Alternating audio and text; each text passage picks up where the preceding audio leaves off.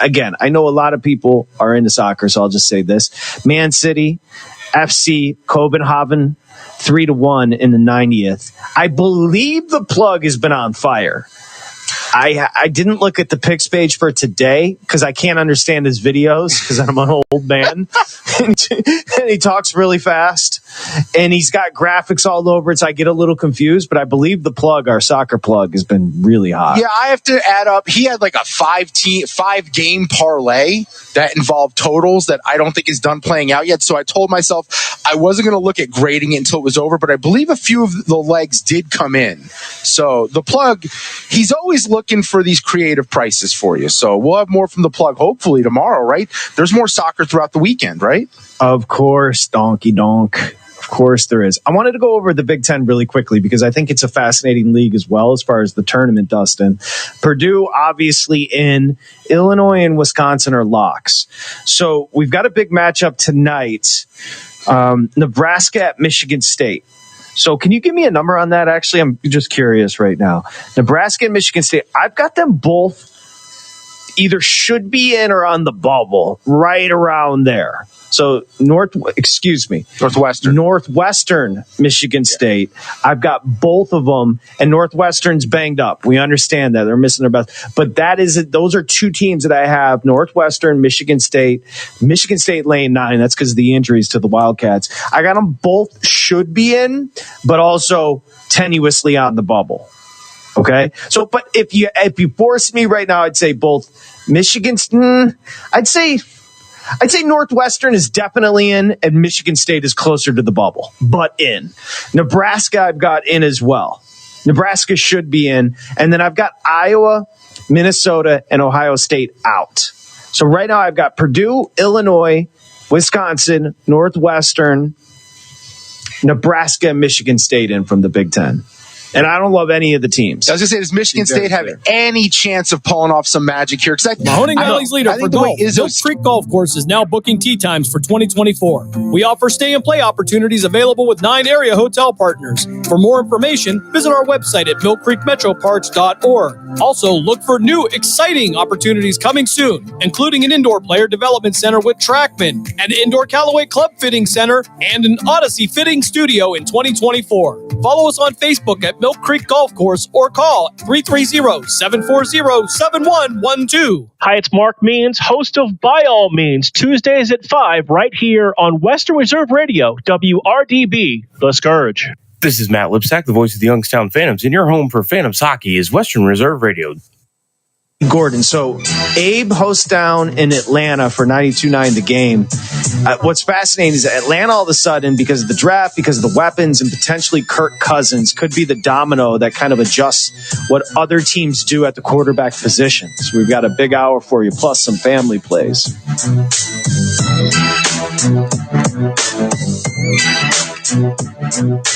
Get in on the action with DraftKings Sportsbook, an official sports betting partner of the NBA. New customers who deposit $5 or more can get a no-sweat bet up to $1,000 back in a bonus bet. Download the DraftKings Sportsbook app now and use code VEGAS. New customers can get a no-sweat bet up to $1,000 if your first bet loses. Only on DraftKings Sportsbook with code VEGAS. The crown is yours. Gambling problem? Call 1-800-GAMBLER. Or in West Virginia, visit www.1800gambler.net. In New York, call 877-8-HOPE-NY or text HOPE-NY. In Connecticut, help is available for problem gambling. Call 888-789-7777 or visit ccpg.org. Please play responsibly. On behalf of Boot Hill Casino and Resort in Kansas. 21 plus. Age varies by jurisdiction. Void in Ontario.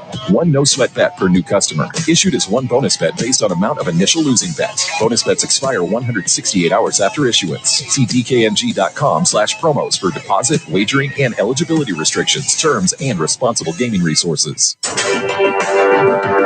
Golf's most prestigious tournament is just a few weeks away. I'm Dave Ross here at VSiN, the Sports Betting Network. Yes, get those azaleas ready. Take that drive up Magnolia Lane. The Masters is almost upon us in early April. Scottie Scheffler, the world's best player in the world, well, if you don't count the putting, he is 8-1 to win this award again. He's already got one green jacket. Rory McIlroy has never won a green jacket, plus 850 to complete that career Grand Slam. John Rahm, the reigning defender, defending now at Live Golf. He is plus 850 to repeat as the Masters champion. Victor Hovland so hot at the end of last year, 12-1 to get it done at Augusta. And then remember, Brooks Koepka came oh so close a year ago. Yes, that Live golfer is also 16-1 to win the award and get his first green jacket. For the latest odds, injury reports, and betting splits, go to VSiN.com.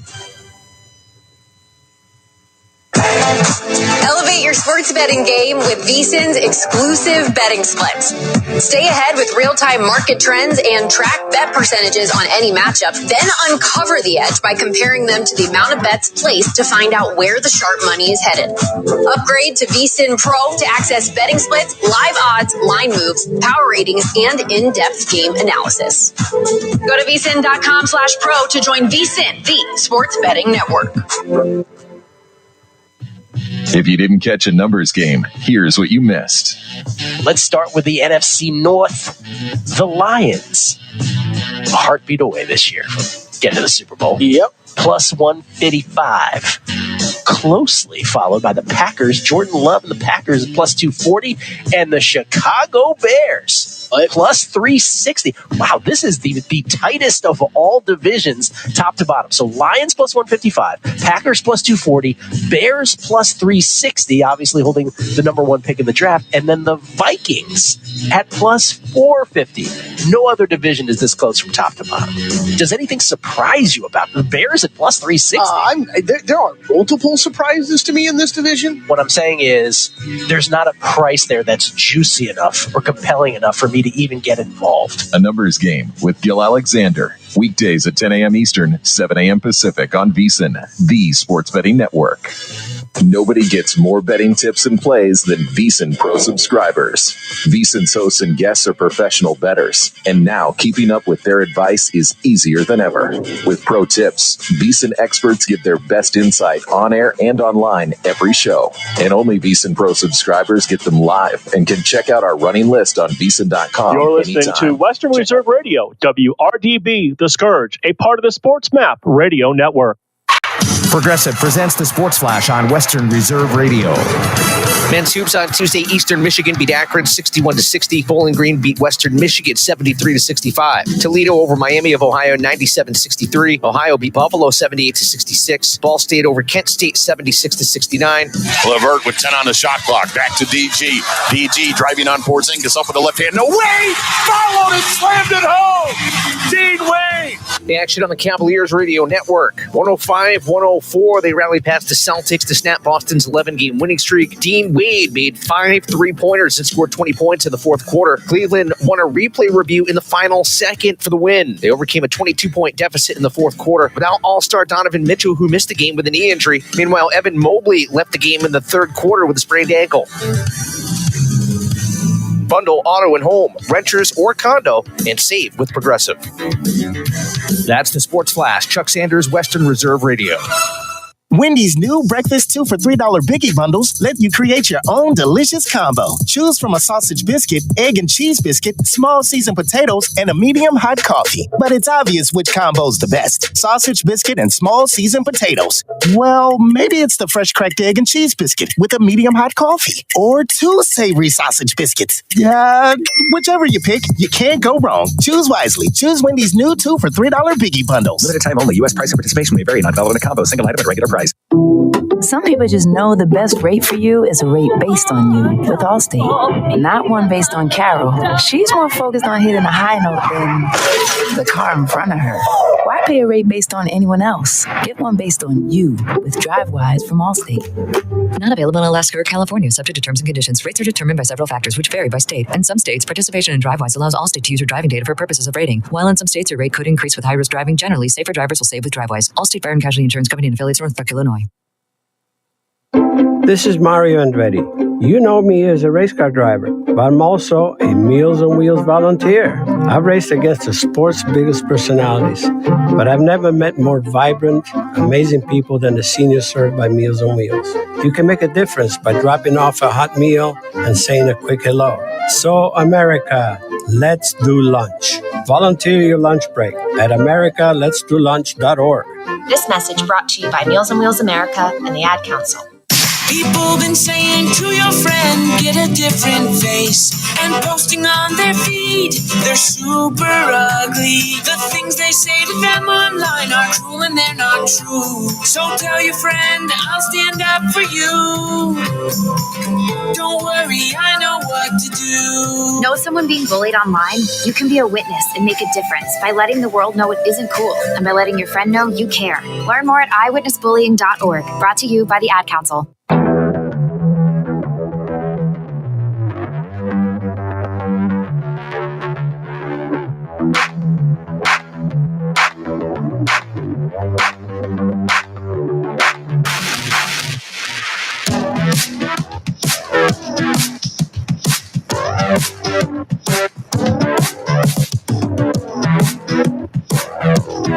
Hello, Phantom fans, and welcome to Season 6, Episode 21 of the Dump and Chase podcast. My name is Sam Olmstead, and joining me as always, mothers, lock up your daughters, it's Dan Conley, and fathers, lock up your liquor cabinets, it's Justin Irwin. Gentlemen, how are we doing tonight? I'm okay with that. I'm doing well now. I'm not sure where to go with that other than I did not water that down. I swear. I've slowly come to terms with the fact that we hired Dan onto the show because he's the eye candy. Ooh, okay. That's like saying he can see better than Stevie Wonder. Yeah. It's like saying you're the nicest guy in prison. Yeah. All right. So an interesting weekend of hockey, I guess we could say. Every game definitely had its own flavor. Still, when it's all said and done, I don't feel like there's a need to start hitting panic buttons. There were extenuating circumstances. Especially going into Saturday, you had a really great start to the weekend. I guess that's the weekend, Thursday. But after that, we lost too. But especially, I think Saturday, with the scratch list being astronomical. Yeah. And we were totally shelled out of the arena. Friday we were in it till the end, I think. Yeah, that's what I'm saying. We have the game we had on Thursday with the school day game, and then the game on Friday, just to look at the box score of that game, said Youngstown had no business being in that game. Nothing really went Youngstown's way in that game, but they still managed to stay in it till the end. And then you get the game on Saturday. Still in it till the end. It was odd in a way that Dubuque was acting like they were playing their third game of the weekend, and they weren't. No, I think at that point they were playing down to our level, and we just missed our opportunities. Yeah. On paper, you lose 2 out of 3 on the weekend. You think it's all bad, but it wasn't ideal, but I don't feel terrible after the weekend. It could have been a lot worse. Yeah, one of my favorite things, to be honest with you, is when Saturday, when Chase Powell, the guy who does the in between periods and stuff like that, he's the voice of that. When he sang the national anthem and his mic was cut out the entire time, and the whole stadium picked him up on that, and we all sang it together with him. And by the way, you could still hear him; he was singing that pretty loud, even though he wasn't on microphone, and it was pretty good sounding as well. Yeah, from where we sat, we could not hear him at all. Okay, I could hear a little bit. Yeah, we're like directly behind the glass that blocks out a lot of sound. I felt bad for him, but well, blocks out the sound both ways. I wish people sitting on our side of the glass would realize that, but yeah. Don't ruin the day, Sam. Yeah. Anyway, they can't hear you out there. They can't hear you out there with the glass missing, as I've proven. Yeah, we proved that about 4 or 5 years ago. So anyways, we'll get into more of the actual game itself, but the school day game, the attendance ended up being 5,201 inside the Cavelli Center. Just nonstop noise all game. It's my favorite game of the year. Besides the Clark Cup Finals last year, it is cool to hear the kids getting in the game, even though I bet you over half don't know what they're looking at. They just know it's entertaining. And to be honest with you, when they play Little Einsteins, I don't know, the level of singing from Little Einsteins was incredible. There was even like some older songs you wouldn't think that kids that age would know. They were singing right along with them. Mm-hmm. I think they went a little heavy on the Taylor Swift, though. I think they know their audience, though. And then, Dan, your youngest son was at the game with his class, which was another aspect you liked. He was in a seat. You got to wave to him from a suite. Yeah, he wasn't too far away from our normal seats, so He had a good time. got to wave to him. Hi, son. This seat is padded. I forget how comfortable those chairs are. Those seats are.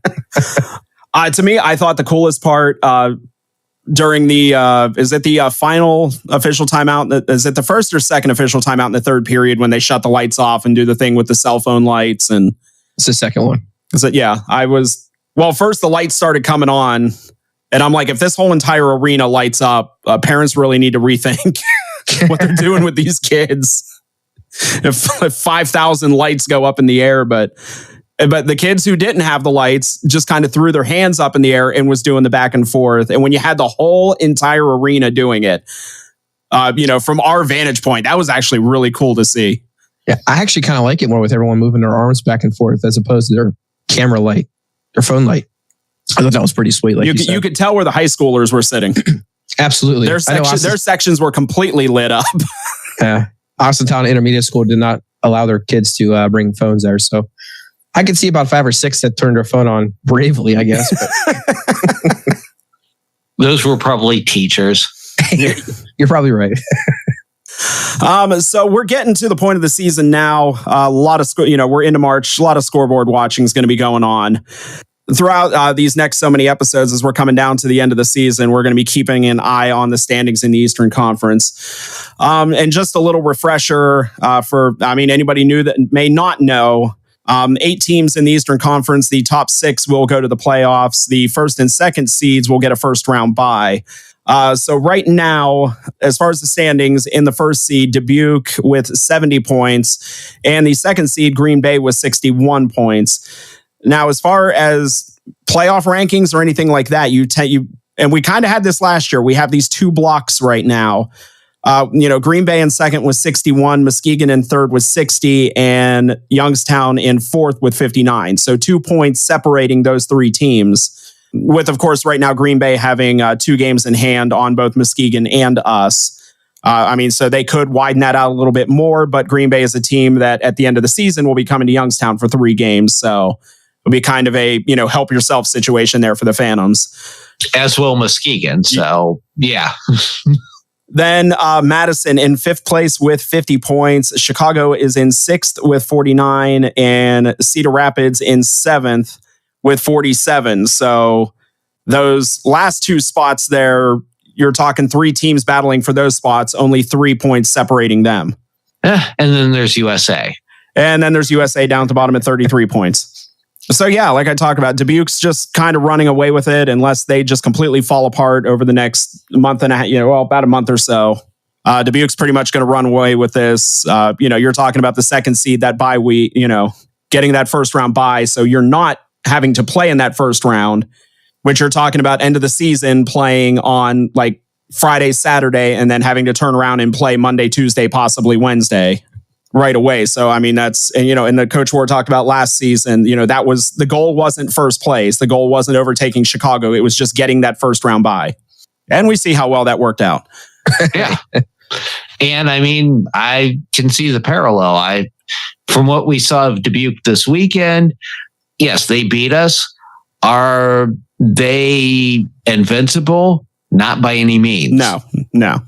All right, so coming up in this episode, we will be recapping the school day game with Waterloo and the 2 games with the Dubuque Fighting Saints coming to town. Our segment of Phantom Files this week, we will be welcoming one of the newer Phantoms to the squad. That is goaltender Aiden Wright. And we will be previewing the 3-3 series coming up this weekend at the Cavelli Center with the Muskegon Lumberjacks. So with that, we're going to take a short break. The weekend recap is coming up next with the Dump and Chase podcast on Western Reserve Radio.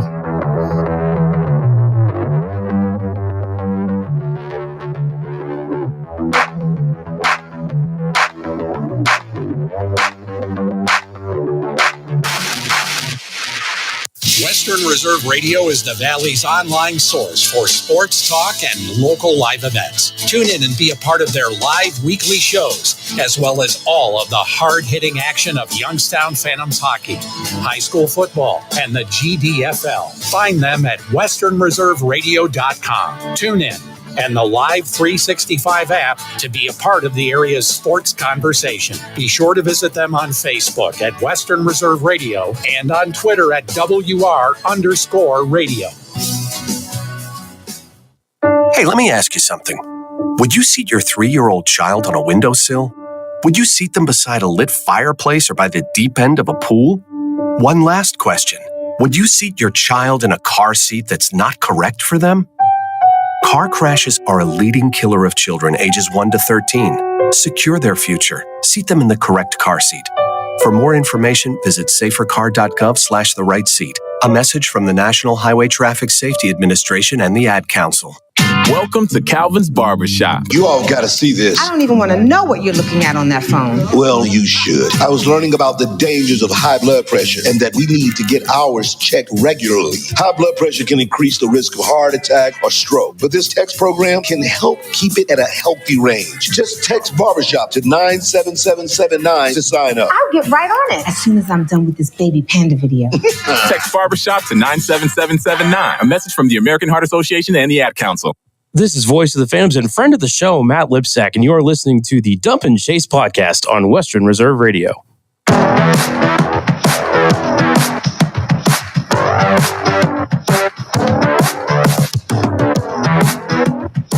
Welcome back to the Dump and Chase podcast on the home of Phantoms hockey, Western Reserve Radio. So the Phantoms, 3 games this past weekend, and we're going to start it off with the school day game on Thursday with Waterloo coming to town. This was a 10-4 win for the Phantoms. So just goals to be had all over the place. Starting out in the first period, we got 3 games to recap, so we're going to go through this quick. Zach Moran and Ryan Botterill picking up goals in the first. Ryan Botterill's goal there was on the power play. Waterloo would pick up the couple. The game was tied at 2 after the first. Daniel Yenchko and Ryan Botterill picking up 2 goals in this period, giving him the hat trick. More on that in a second. And Ryan Rusinski getting goals for Youngstown in the third. The Phantoms led 6-3 after the second period. And then Charlie Serrato, Chase Patilla, Hunter Ramos, and Mikey Burchell all scoring for Youngstown in the third period. The goals by, I just said Chase Patilla, didn't I? I think that's the second or third time this season. Adam Patilla. I predicted before the season started was going to happen. The fact I've only done it a couple times. Adam Patilla with a shorthanded goal and Hunter Ramos with a shorthanded goals in that period. Aiden Wright stopping 22 of 26, picking up his 7th win of the season. If you're going to bring 5,000 school-age kids into the building, for them, many of them maybe seeing a hockey game for the first time, that's a good way of going about it. Not going to argue with you there. It was definitely a very energetic atmosphere. The team obviously fed off of that. Waterloo having the e-bug in and Spicer having to take all 10 of those goals.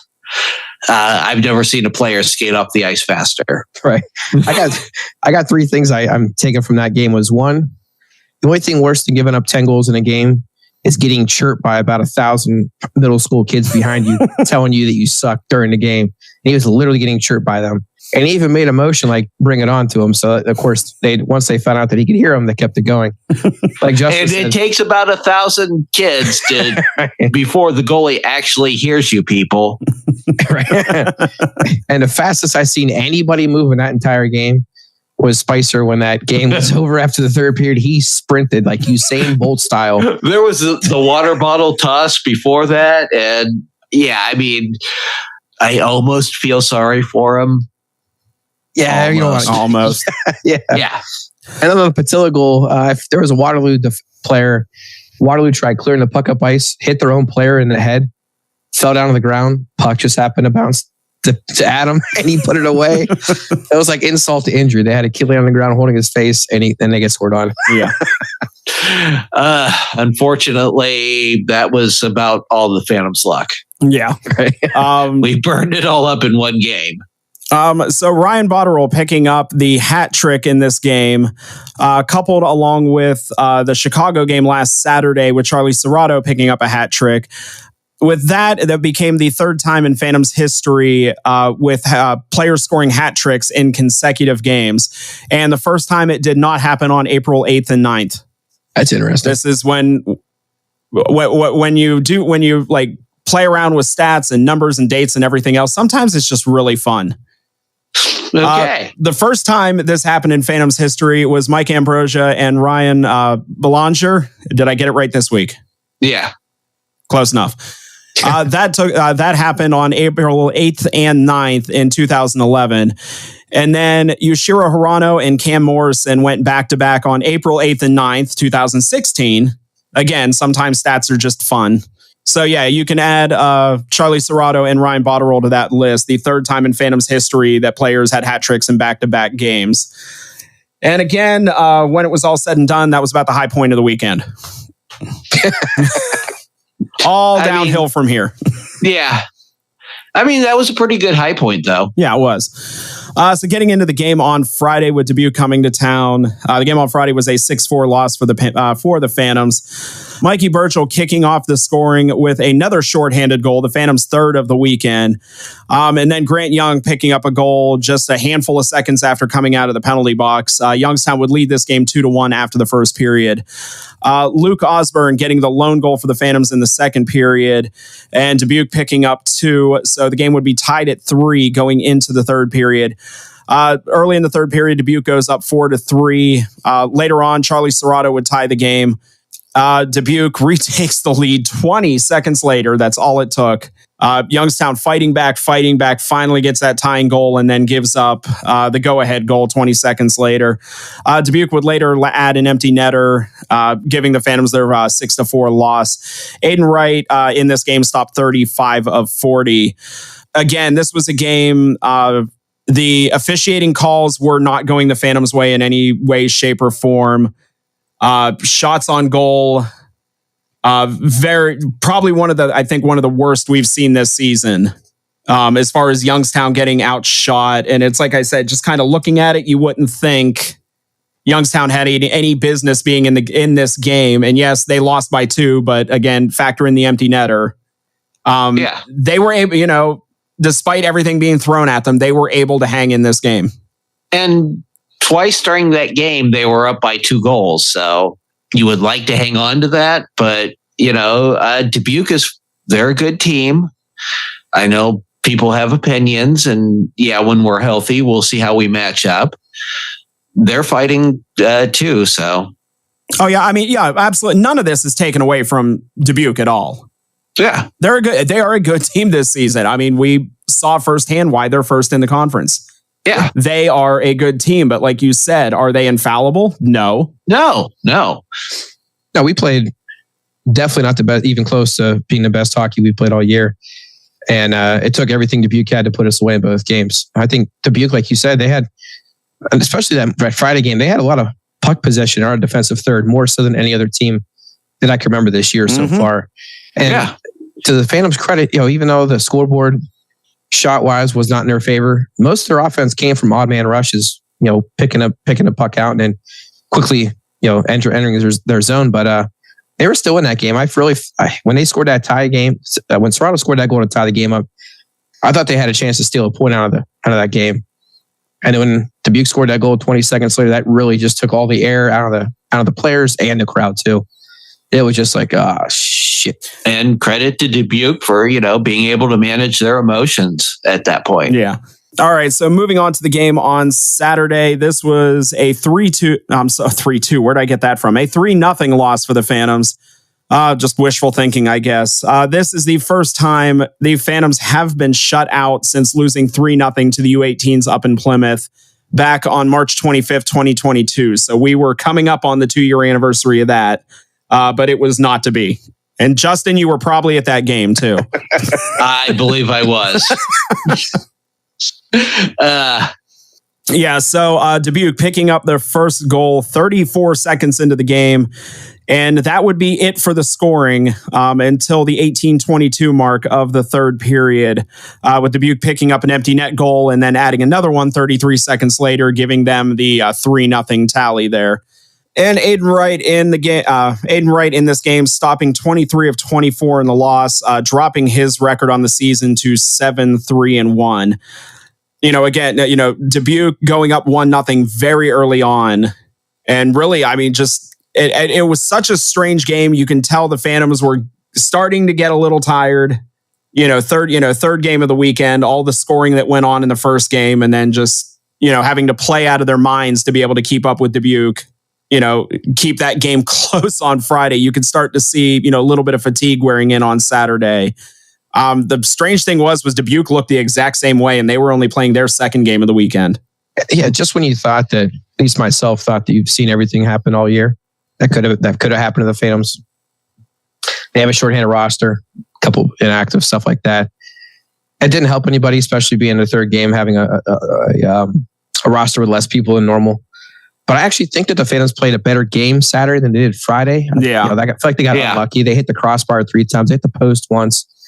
It just wasn't their day. That first goal went in. That was such a weird bounce. It was like the game. It happened so quickly. Everyone was like, was wondering what the heck happened. It was so weird. And you have Aiden Wright playing in his third game in 3 days. Yeah.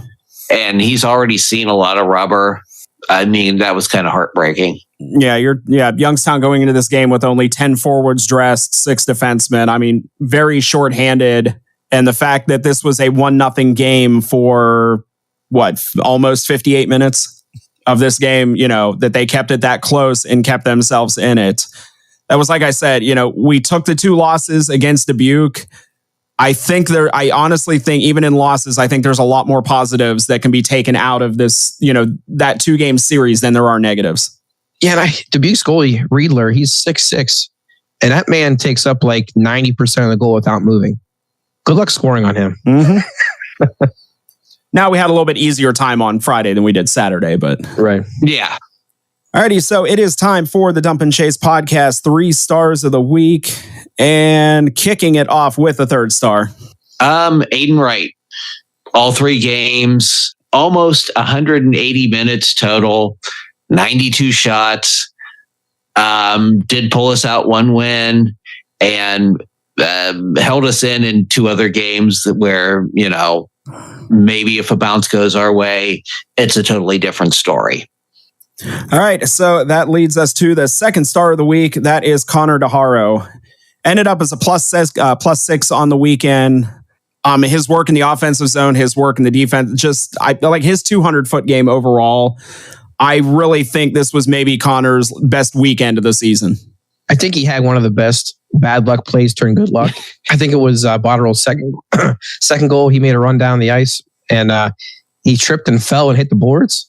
And then the puck just came to him. And if he wouldn't have fallen there, he wouldn't have been there to put the puck in the front of the net for Botterill to put home.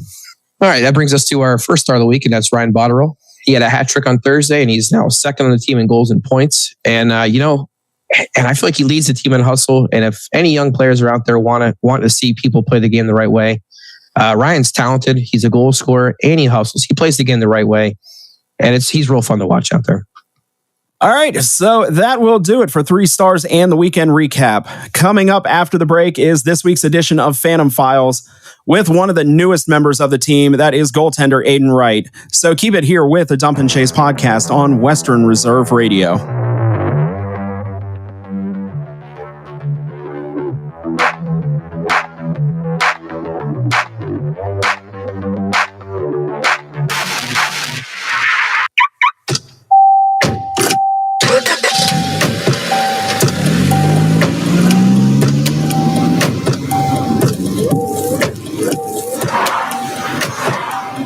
Driving has a rhythm all its own.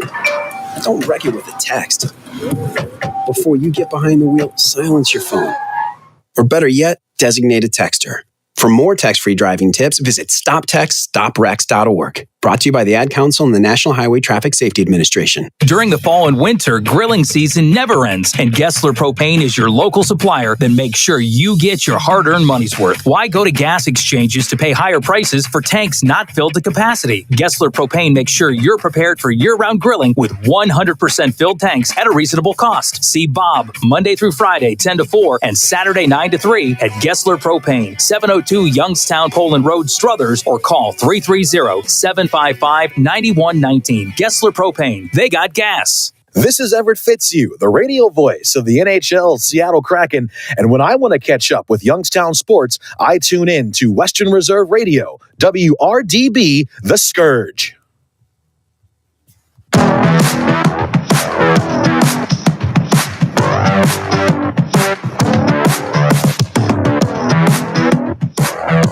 We're back with the Dump and Chase podcast on the home of the Youngstown Phantoms, Western Reserve Radio.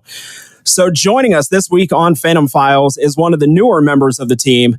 He hails from Wake Forest, North Carolina, and was brought to us via trade with the New Hampshire Mountain Kings back on January 25th. He is number 30 goaltender, Aiden Wright. Aiden, I really hope you've had a good night's sleep since the weekend ended. I got 2 good nights of rest. Super excited to be on the podcast, guys. Thanks for having me. Hey, no problem. Thanks for coming on. So to kick this off, how did you get started playing hockey?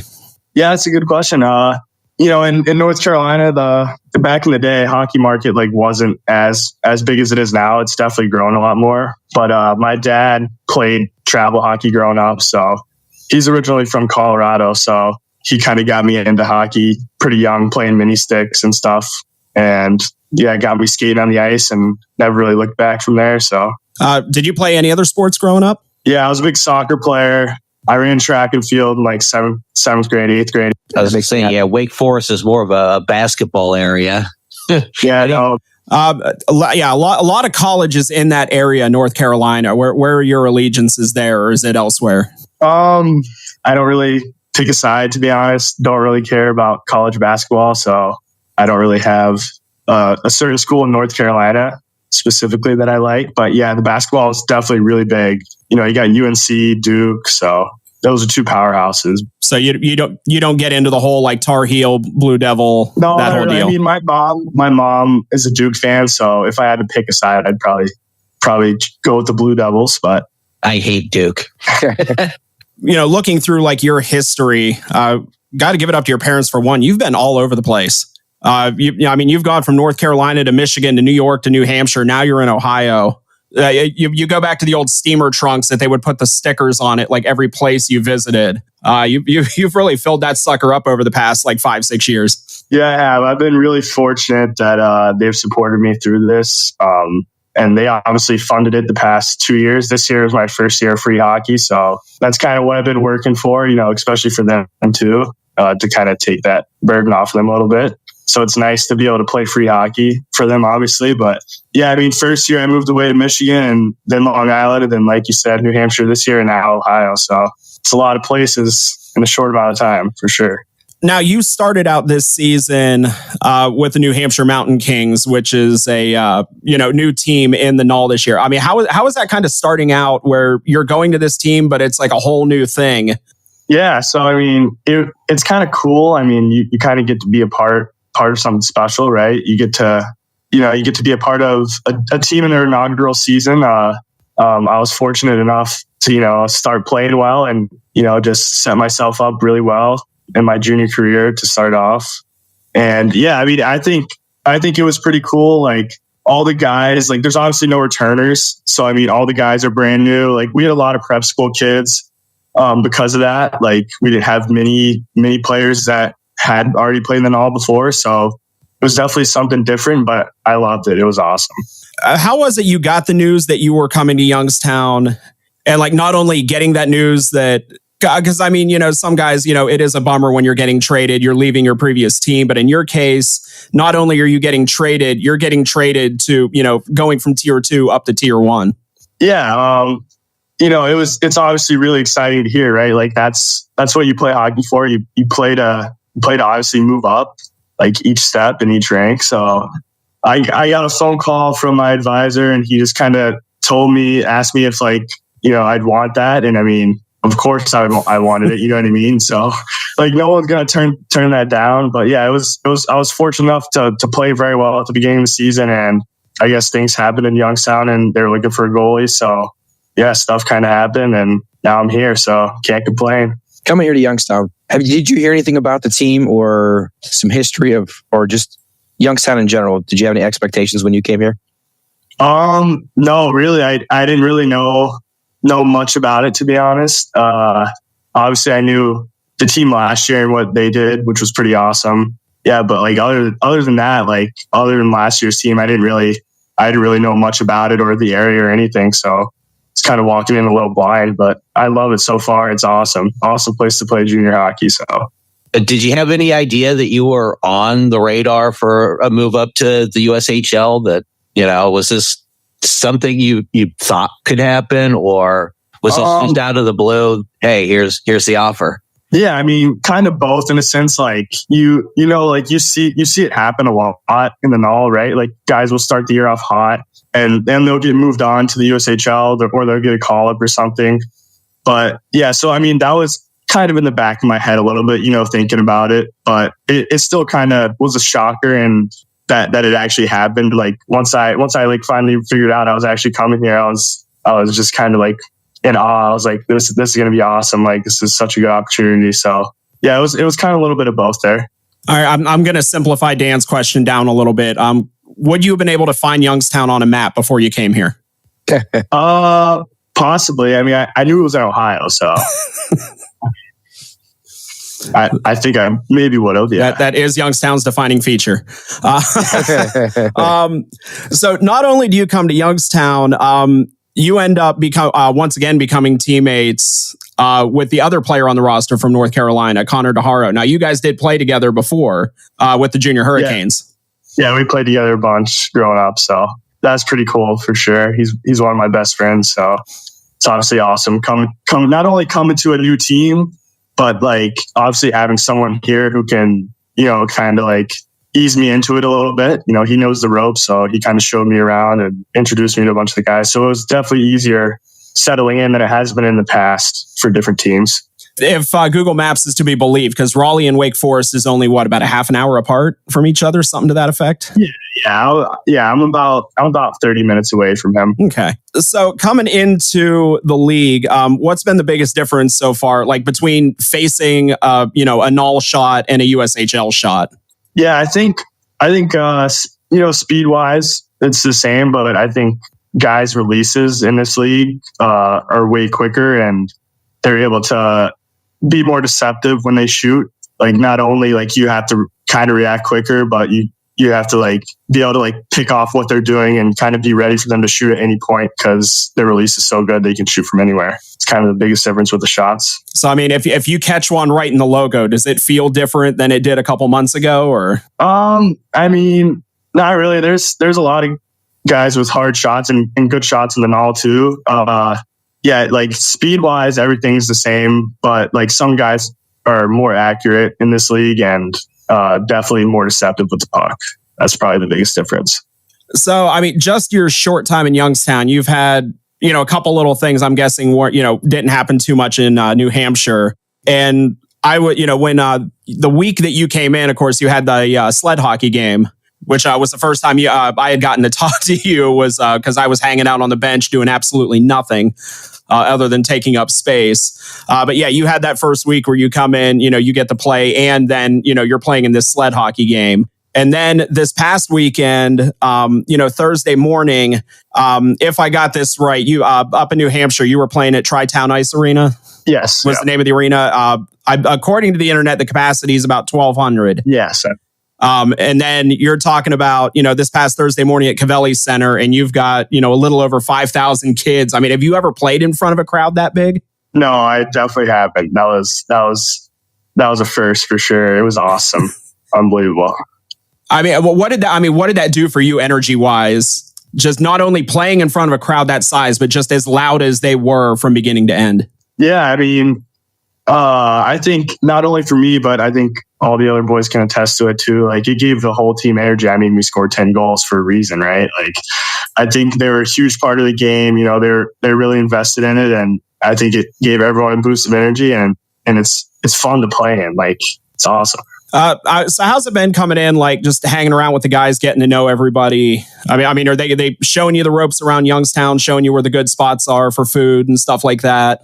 Oh yeah. All the boys are great.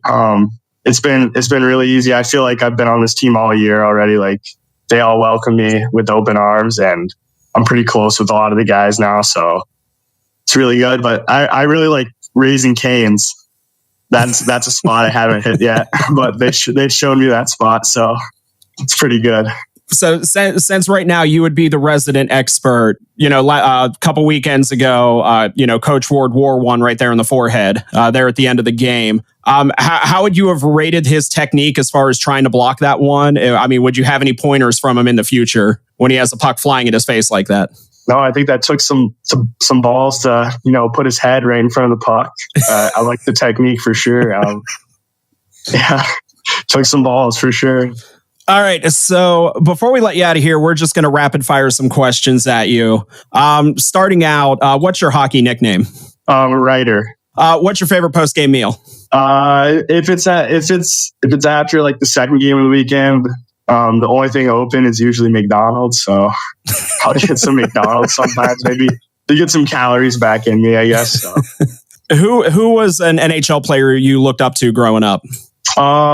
Used to look up to Justin Peters. I feel like he's a little under the radar, but he was on the Hurricanes a while back, and I don't know why. I just loved him. I loved how he played, and he gave me a stick one time. So ever since then, like, he was my favorite goalie. But obviously, he's retired now. So now, do you reach a point where you can watch like an NHL game and just watch it, or are you just like constantly breaking it down in your head? I mean, I think there's a little bit of both in there. Like, I can just watch it, but then I'm obviously like, there would have been an easier play there. So I mean, I guess it's kind of like a breakdown a little bit, you know. Okay, so if you didn't play hockey, what sport would you be playing? Maybe either pickleball or golf. Okay, how are you at golf? I'm all right. I'm not the best. I like to go out there and have a good time with the boys and swing the clubs. So I was going to say, there's a lot of golfers on this team. So yeah, with according to them, various levels of skill when they're out there. So so you kind of run the whole gamut. What was the last movie you watched? It was in the hotel with Thomas Machu. I think we watched. It's called The Vow. We watched The Vow. Okay. Yeah. All right. What's your like how they say your comfort TV show? What's the show that if you don't have anything else to watch, what is it you're just going to go back to and watch over and over again? Probably The Office. I think that's the first one who said The Office. I love The Office myself. Yeah, I'm honestly surprised I haven't heard it more. Yeah. What's your favorite music to listen to? Definitely country music. Before the games, I like EDM though. I like to throw a little EDM in there on the way to the rink and at the rink. But anywhere outside of the ice rink, it's definitely country music for sure. Now, did you get to go to the Sam Hunt concert at Cavelli or? No, I didn't go. I did not go. I wanted to save some money. So. Okay. And possibly some sleep too. Yeah, exactly. Yeah. For sure. All right. And the last one, and it's always a favorite one to ask anytime we have a goaltender on here. Any superstitions? Ooh, I always take a pregame nap, probably about an hour and a half. That's one, like, if I don't have, like, I'm definitely superstitious about the nap. I got a little ball routine I do that before every game. Throwing the ball off the wall. And then I got a pretty strict, like, stretching routine too that I do every time. Same thing every time. So that's probably my biggest superstitions. Alrighty. So before we let you go, is there anything you'd like to say to any of the Youngstown fans that'll be listening to this? Yeah, you guys have been awesome since I've got here. The crowds have been great. I think it really helps us. So it would be nice to keep getting the fans and the support that you guys are giving us. So keep it up. Alrighty, so we have been talking to Phantoms goaltender Aiden Wright. Aiden, thanks so much for jumping on here and chatting with us. We really appreciate it. Thank you. It was really fun coming on here. All right, so we're going to take a short break, and when we come back, we'll look ahead to another 3-3 weekend for the Phantoms with the Muskegon Lumberjacks coming to town. So stick around with the Dump and Chase podcast on Western Reserve Radio.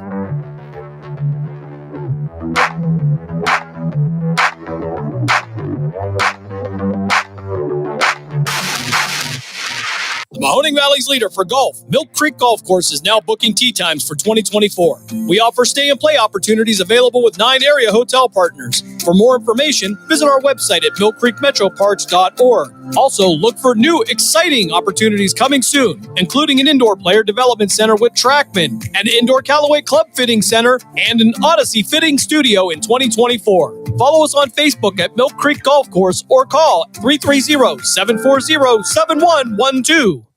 In the small town of Elmira, New York, a boy was born into an all-American family. The odds of him achieving his dream in the fashion industry? 1 in 23 million. The odds of having a child diagnosed with autism? 1 in 68. I am Tommy Hilfiger, and my family is affected by autism. Learn more at autismspeaks.org/signs. Brought to you by Autism Speaks and the Ad Council. This is Voice of the Phantoms and friend of the show, Matt Lipsack, and you are listening to the Dump and Chase podcast on Western Reserve Radio.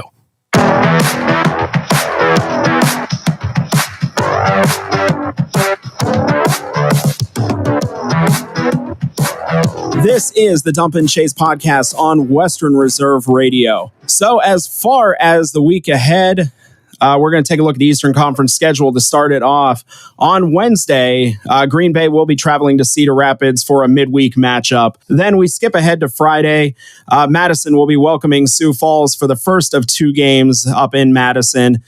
Dubuque will be in Cedar Rapids to take on the Rough Riders, and Green Bay heading south for the first of 2 with the Omaha Lancers. On Saturday, the U17s will be heading out to Chicago for the first of 2 games against the Steel. Cedar Rapids, which at this point will be playing their 3rd game of the weekend, will be making the 55-mile trip up I-380 for a game with Waterloo. I just like to point that out when I hear people in the West complain about travel schedules. That's like what, Youngstown to Cleveland? Could you imagine that? How nice would that be? Even when we had like a team in Indiana, it was still, Plymouth was our shortest trip, and that was what, 3.5 hours? Yeah. Green Bay, they'll be rounding out their 3-game weekend. They'll be back in Omaha. Sioux Falls will be back in Madison for game 2 of that series. And Des Moines will be heading out to Dubuque. And then on Sunday, that the only Eastern Conference game that on Sunday, the U17s, that'll be their 2nd game of the weekend with Chicago. So we get to Youngstown and Muskegon at 3-3 this weekend. This will be the final 3 games of a 9-game season series, and these will be the only 3 games that will be played in Youngstown. The first 2 were played up at the American Cup in Rochester, and the last 4 have been up in Muskegon. So this will be the only time in the regular season Muskegon will be coming to the Covelli Center. Youngstown so far on this season is 1-3-2 against Muskegon in those 6 games. Muskegon last weekend lost 4-3 to Madison on Friday, and then beat Waterloo 5-2 on Saturday. I mean, it can at least be said Muskegon only getting a win last weekend, and then Green Bay having 3 games, picking up a win, and then either an overtime or a shootout loss. I can't remember which one offhand. I mean, so when it was all said and done with what Youngstown, with what Muskegon, and what Green Bay did with all of them jockeying for that 2nd position, all that really came out of this weekend is we kind of lost 1 point to Green Bay. So, I mean, not the greatest weekend for the Phantoms, but we'd like to thank Muskegon and Green Bay for not doing their part and kind of helping out and helping everybody keep pace here. And at this point in the season, that's what you hope for. Yeah. Hey, these three games against Muskegon are going to be huge as far as projection for the rest of the year standings. We have head-to-head coming up in the Covelli against Green Bay as well. So yeah, coming down there towards the end of the season. Yep.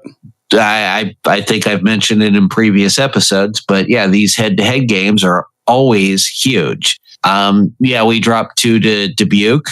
They're maybe not our ultimate goal, so... Yeah, so Muskegon coming into this weekend with a record of 29-17-2. Again, like we talked about at the beginning of the episode, that gives them 60 points and 3rd place in the Eastern Conference. Youngstown coming in with a record of 26-15-7. That gives them 59 points and 4th place in the Eastern Conference. But beyond all that is the big news this weekend. As far as everyone I've talked to, it is confirmed Nathan Lewis will be making his season debut against Muskegon. I mean, you could say that was scripted after the way his season was abruptly cut short. Almost scripted because the kid who hit him in that preseason game is no longer on the roster. Oh, go figure. Right. We refer to Nathan Lewis as the big dinosaur because of how big he is. How cool would it be is if at the Covelli on Friday, they play like the Jurassic Park, like the T-Rex walking, you see like the ripples in the water when he takes the ice. Yeah, we like the joke. We've never really figured out if he appreciates it or not. So. I mean, from what we've talked to him, I'm sure he Oh yeah. So if anybody needs a little refresher coming into this weekend, Nathan Lewis, a 6'6" right shot forward out of Chicago, Illinois, committed to the Ohio State University, spent the last 2 seasons in Madison picking up 18 goals and 35 assists, so 53 points in his 2 seasons. With the Capitals, and those were 2 seasons where offense was very hard to come by. And yes, I realize one of those teams went to the finals, but that was solely on the back of Simon Latkozy. I mean, everything we've seen of Nathan Lewis, he is such a dominant player. It's hard to describe at this point. Hopefully you'll see it for yourself. Yeah, I made a trip out to Phantoms practice last Monday. From my untrained eye, he didn't look like somebody on that ice who has been missing since September. And what I remember from main camp, I mean, that was the guy on the ice that we were watching. Yeah. Oh, yeah. Absolutely blew it up in main camp. And I mean, everything from, offense to, I think his chirp game was totally on point. Yes. If you go back to when we interviewed him and Mikey Burchell at main camp, I believe we did get into that a little bit. If you want to go back and listen to that, we did have Nathan on here, I believe, a couple months ago. That was like a quick little interview in a stairwell with a lot of echo and not a great job of blocking out game noise. So we're gonna hopefully, if the stars aligned, Nathan Lewis will be our guest on next week's show. So he's going to get the full treatment as far as an in-season interview is concerned. We're going to do it right this time. Beyond that, gentlemen, I mean, any thoughts on what is ahead of the Phantoms this weekend? I mean, they control their own destiny. We talked about it earlier that 2nd place to 4th place is separated by 2 points. Yeah, and we play both the teams that are in front of us at home and at 3-3. All we have to be is consistent. Look like we're getting healthy at the right spot. Phantoms come out firing. Look out. We talked about this before we started recording. These games with Muskegon, and it has stood out more than any of the Phantoms' opponents this season, has been the first period. If you look at kind of like the plus minus and goal differential for all these teams, all these other teams that Youngstown has played, first period, it's either we're +1, even -1. Muskegon has been the outlier, and that's where they are getting these wins. Youngstown in the first period in 6 games against Muskegon this season has been outscored 13-4. Yeah, and I mean, I thought we were a lot worse, and I guess maybe some of my recollection is just skewed by these Muskegon games. Yeah, no other team as far as first period numbers is even close to that. Yeah, it's Muskegon is winning these games in the first period. And this is something I think previous seasons we would see the exact opposite. So yeah, just right off the bat, Youngstown's going to, especially in the first period, Youngstown's going to have to come out with their A game. In the 6-game series, the second period, Youngstown is a +1 in goals, and they're even in the third period. It's that first period where they're a -9. I wonder how, anytime these two have played, it's been a physical drag them out, knock them out game. Talk about 3 games in a row. That's going to be a brutal series for both teams. Yeah, overall, Muskegon has outscored Youngstown 30-20 this season. 9 of those 10 goals has been the first period. So to me, I mean, that's going to be the key in the entire weekend is what can Youngstown do in that, in that first period. Maybe not putting up a bunch of goals, but at least keeping Muskegon, from putting up a bunch of goals in that first period. And I mean, that's coming off a week where we saw goals scored in the first minute, at least 2 of the 3 games. Yeah. So obviously that has to be something that the team focuses on. Yeah. But at the same time, that's youth. That's the youth of this team showing. Yeah. I mean, it's not an excuse. It's not, this is exactly the reason, but that is, when you have a younger team, that is one of those things that you will see from time to time. Agreed. But counterpoint is we are 2/3 of the way through the season. We're going to have to make sure that we address that. I'm sorry. I didn't see it in the script here where you disagree with me. Where was that? I like it. Oh, God. Oh, wait. No, you think I'm serious. There was an odd look of mayhem on your face there. I'm like, oh, he doesn't know I'm joking. Alrighty. God, we'll just blow past that moment.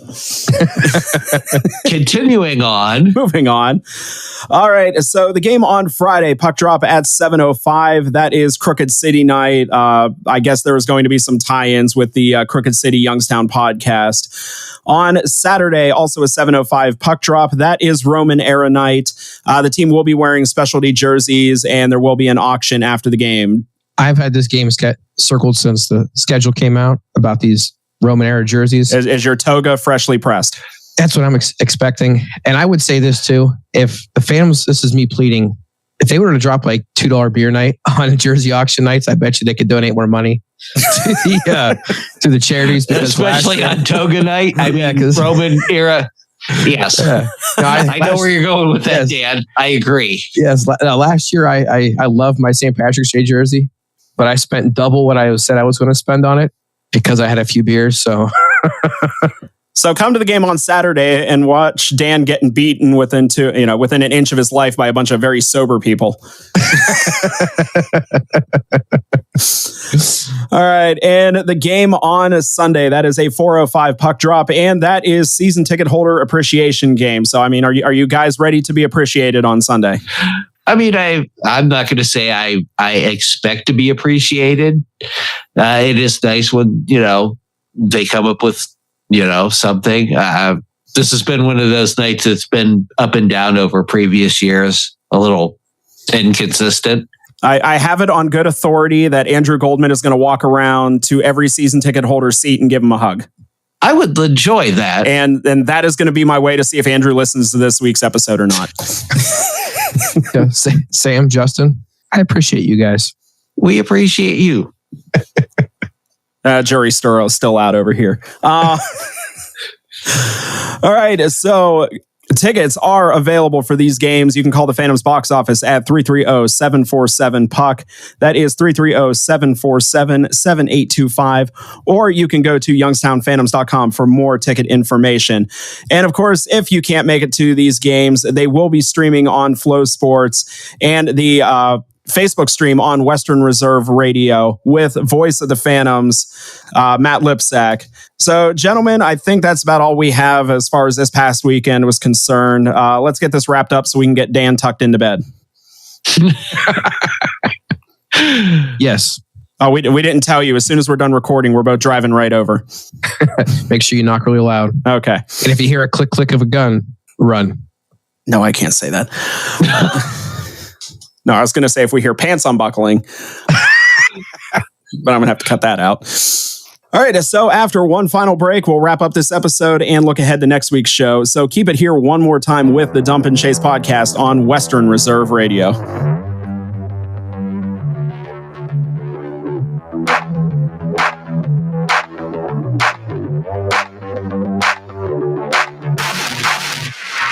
WWE superstar Alberto Del Rio. Take one. Behold the angry giant. Try it again, Alberto. Behold the angry giant. Perfect. Good luck tonight. Behold the angry giant. Yay! Read me another one, Dad. This is WWE superstar Alberto Del Rio. It only takes a moment to make a moment. Take time to be a dad today. Visit fatherhood.gov. Brought to you by the U.S. Department of Health and Human Services and the Ad Council. Western Reserve Radio is the Valley's online source for sports talk and local live events. Tune in and be a part of their live weekly shows, as well as all of the hard-hitting action of Youngstown Phantoms hockey, high school football, and the GDFL. Find them at westernreserveradio.com. Tune in and the Live 365 app to be a part of the area's sports conversation. Be sure to visit them on Facebook at Western Reserve Radio and on Twitter at WR_radio.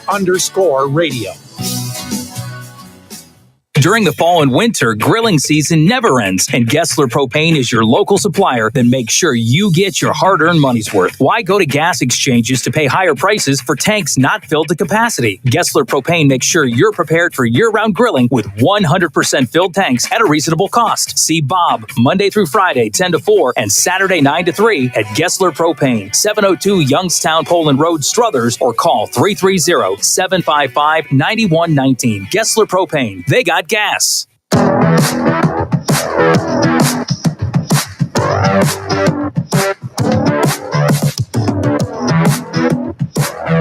We're back, and that will do it for this edition of the Dump and Chase podcast. A massive thanks to Aiden Wright for hopping on this week's episode, and a big thanks to all of our listeners for taking time out of your day to hang out with us. So for next week's show, we will be recapping the 3-3 series with Muskegon, and we will be previewing the start of a 4-game road trip with the Phantoms heading to the banks of the Missouri River for 2 games with the Sioux City Musketeers. And if they actually stand on the banks of the Missouri River, apparently they can wave across the river to Sioux City, Nebraska.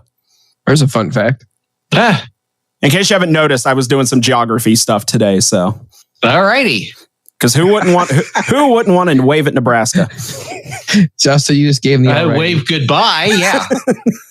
Alrighty, so you can hear this show every Wednesday at 5 p.m. on Western Reserve Radio, either on westernreserveradio.com, the Live 365 and TuneIn apps, the Western Reserve Radio Facebook and Twitter pages, and the Youngstown Phantoms Facebook page.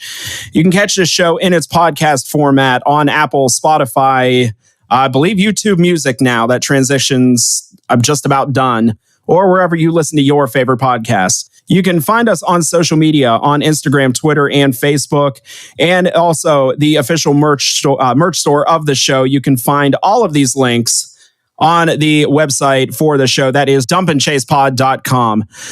So before we get out of here, to my co-hosts Dan Conley and Justin Irwin, any final words of wisdom? I apologize to the state of Nebraska. I've been there. I mean, when I made the wave bye goodbye comment, you guys have some of the finest corn I've ever seen. There's no way I could possibly top what Justin just said. So, and we're going to get out of here because I am so full of wisdom right now. My back teeth are floating. So as we wrap up, remember that hockey is a sport played on ice with sticks and a puck, and our podcast is a thing you just listen to. See ya. Matthews, who played a few years as a Titan, but he played many more years as an Oiler. He was an Oiler. But I consider him more an Oiler than I do a Titan. With over 30 years of experience, Madurix Butcher Block in Mineral Ridge is a quality-driven company focused on great personal service. Our fresh meats are of the finest cut. We make a variety of burgers, sausages, and a full line of deli meats. Using our own smokehouse, we prepare different types of jerky, snack sticks, kibasi, bacon, hot dogs, and bone-in hams. When your tummy needs some relief, call 652-BEEF. That's 330-652-2333. Jesse's Dairy Cove is a hometown favorite, located at 3743 State Route 46, across from the gazebo in Mineral Ridge. Enjoy all your favorite ice cream. We have over 32 hard scoop and over 40 soft serve favorites. We also have a large food menu, including homemade chili sauce, sloppy joes, pulled pork, fresh cut French fries, and mac and cheese. This fall, we'll start our homemade cookie and party trays. Visit our website at justicedairycove.com.